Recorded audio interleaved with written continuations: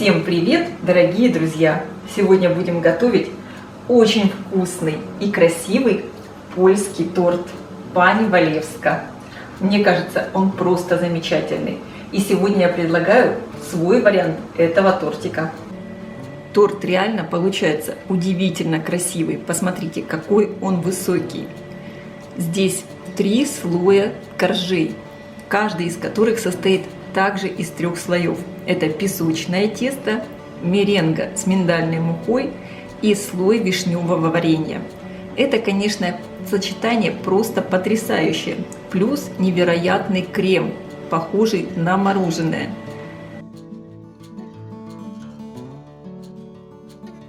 Посмотрите, какой он нежный. Дайте тортику немного постоять при комнатной температуре.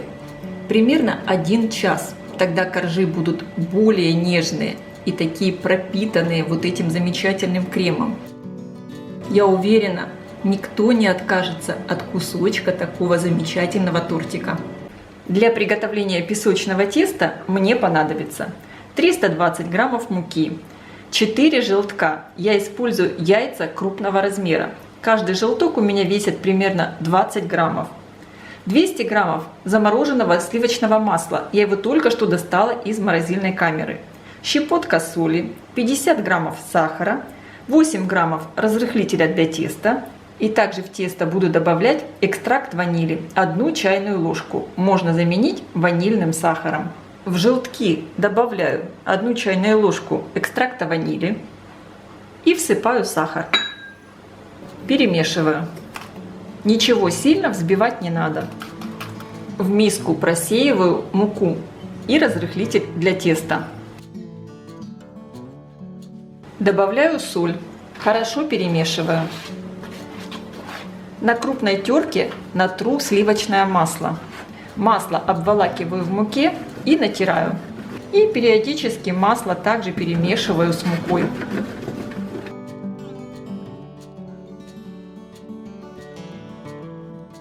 Теперь все масло перетираю с мукой для получения однородной крошки. Посмотрите, у меня получилась вот такая масса. И теперь сюда я вливаю желтки с сахаром и замешиваю тесто. Слишком сильно ничего не вымешиваем, просто как бы все соединяем. Посмотрите, в итоге какое тесто получилось. Очень нежное, мягкое, но вместе с тем абсолютно не прилипающее к рукам. Сейчас из теста надо раскатать корж. Я взяла пергаментную бумагу, немного вот так вот разминаю тесто. Я буду раскатывать тесто в пласт по размеру моего противня. Для удобства, чтобы тесто абсолютно не прилипало к скалке, можно накрыть его еще сверху куском пергаментной бумаги. И так раскатывать. Края можно подровнять.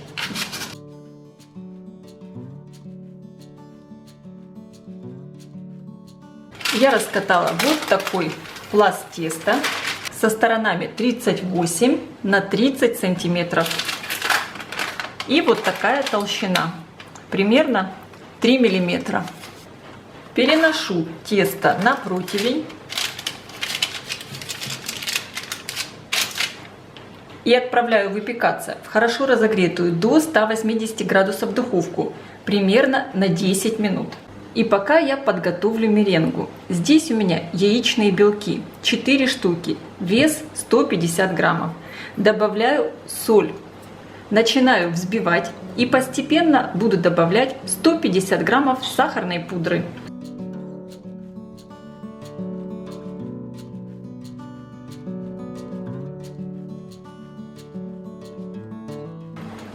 Я хорошо взбила белки в крепкие пики. Теперь в белки я добавляю 1 чайную ложку экстракта ванили и всыпаю 80 граммов миндальной муки. Можно использовать любую другую ореховую муку. Просто хорошо измельчить орехи в кофемолке, например, грецкие. Также, если вы не хотите использовать миндальную муку, либо любую другую ореховую, можно заменить примерно 2 столовыми ложками кукурузного крахмала. Хорошо перемешиваю. У меня получилась вот такая меренга с миндальной мукой. Я достала мой песочный корж из духовки. Посмотрите, он остается вот таким светлым. Он, можно сказать, полуготов. Здесь у меня вишневый джем. И я его выкладываю сверху на корж. И разравниваю. Вместо вишневого джема можно использовать смородиновый, абрикосовый. Но лучше, когда какой-то джем более темный. Тогда будет выделяться хорошо слои. Сверху на слой джема я выкладываю меренгу. Аккуратно разравниваю.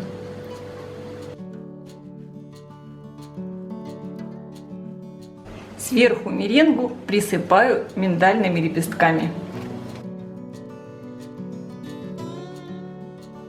И всю эту красоту я отправляю обратно в духовку выпекаться при температуре 150 градусов примерно 30-35 минут. Конечно, вы смотрите по своей духовке. Приготовим очень вкусный заварной масляный крем для нашего торта. И для этого мне понадобится 500 мл молока, 2 яйца. Я использую яйца крупного размера, 150 граммов сахара. Сахар, кстати, корректируйте по вкусу. Если хотите, можете либо увеличить, либо уменьшить количество сахара. 50 граммов кукурузного крахмала. Можно использовать и картофельный крахмал, но если вы будете использовать кукурузный, крем будет намного вкуснее, более нежный и шелковистый. Также мне понадобится сливочное масло, мягкое, 150 граммов, щепотка соли и экстракт ванили. Буду добавлять 1 чайную ложку. Можно заменить ванильным сахаром. В первую очередь доведу до кипения молоко. Пока молоко кипятится, в отдельной миске смешиваю сахар, крахмал и соль. Перемешиваю. Добавляю в крахмал с сахаром яйца.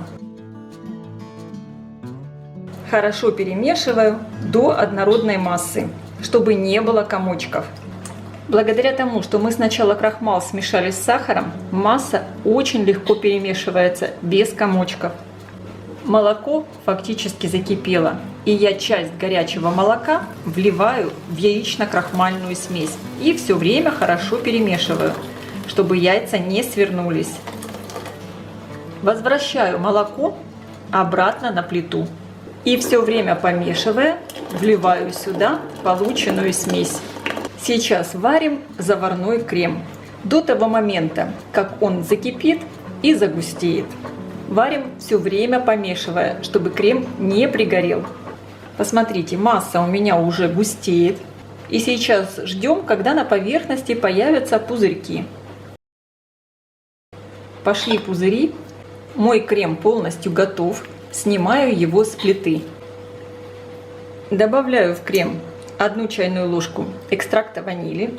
Перемешиваю. И оставляю его остыть до комнатной температуры. Его надо закрыть пищевой пленкой и опустить пленку прямо в контакт, чтобы не образовывалась корочка.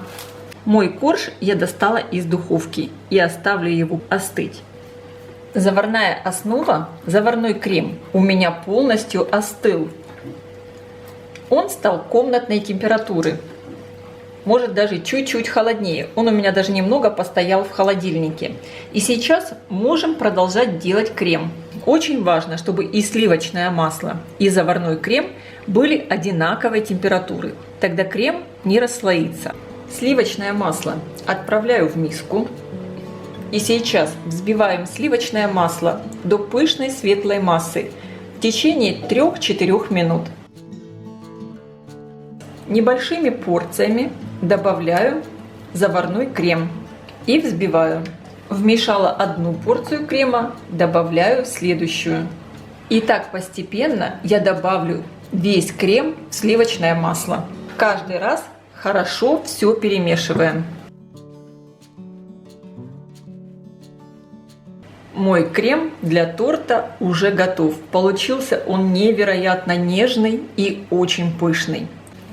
Так как в этом торте достаточно много крема, я хочу сделать 3 коржа. Чтобы у меня получился, крем распределился довольно равномерно. Я делю мой корж на 3 части. Перекладываю на тарелку первый корж. Я выкладываю примерно половину крема. Как я уже сказала, крема получается здесь довольно много, поэтому очень удачно распределить его между коржами. Сделать 3 коржа, не 2, как делают обычно. Аккуратно разравниваю крем. Сверху я выкладываю второй корж. Аккуратненько. И теперь сверху я выкладываю вторую часть крема. Я хорошо разровняла крем. И теперь выкладываю третий, самый красивый корж. Выравниваю, чтобы корж лег ровно. Посмотрите, видите, как получается классно. 3 коржа с разными прослойками и внутри 2 слоя крема. И теперь, конечно, самое сложное, как обычно в такие моменты. Надо оставить торт пропитаться. Отправляем его в холодильник минимум на 3 часа. Я отправлю его на ночь. Мой торт стоял в холодильнике всю ночь. Крем очень хорошо застыл. И сейчас я подровняю края. Торт реально получается очень нарядный. Его надо заранее доставать из холодильника. Дайте тортику немного постоять при комнатной температуре. Примерно 1 час. Тогда коржи будут более нежные и такие пропитанные вот этим замечательным кремом. И, конечно, я пробую этот чудесный торт.